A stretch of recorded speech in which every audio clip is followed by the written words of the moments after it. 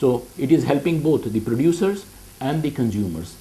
In between, it also gives the opportunity for the investors who are working on the cost of carry and the interest. So if the future market is more than their cost of carry, they participate to take the benefit.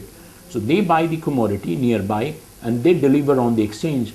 Whenever the cost of carry is becoming more, they will not carry the position and they sell in the market. So it is benefiting to them as well. What happens if futures trading is banned? Many times there has been perception that futures market is responsible for the inflation. And under that perception, the government banned the futures trading. But the reality was that after ban, the prices did not drop because prices were dependent on supply and demand mismatch. There was less supply and more demand, and therefore the prices were up. Now, futures market were giving that indication in advance, and therefore there was a panic or there was a blame. You cannot blame the messenger for giving you the message. You cannot blame the mirror which is showing that you are looking ugly. You have to change your face. You have to groom your face to look beautiful. Similarly, the government, when it got the indication that in future there is going to be the shortage of material, they should have encouraged to increase the supply. There are two ways of increasing the supply. Either you pay good price to your own producer so that they invest more in their commodity, in their agriculture, and increase the production, or you have to allow imports of the commodities.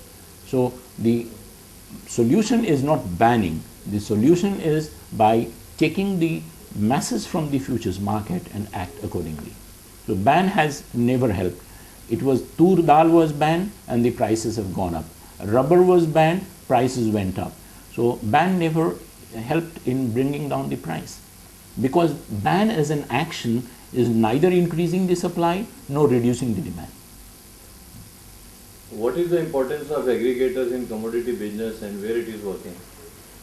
The role of aggregator is paramount if we want to really bring the farmers in the mainstream, because in India our farmers are small and marginal and they do not produce large quantity to be able to participate directly in the futures market. So today they are benefiting only by price discovery. There has been transparency, and today the farmers are able to see the price, and therefore they are not fooled by the middleman about the price. He sees the price on the screen of the exchanges, and therefore he demands the price based on that. But for him to directly participate, he needs somebody who can aggregate on their behalf.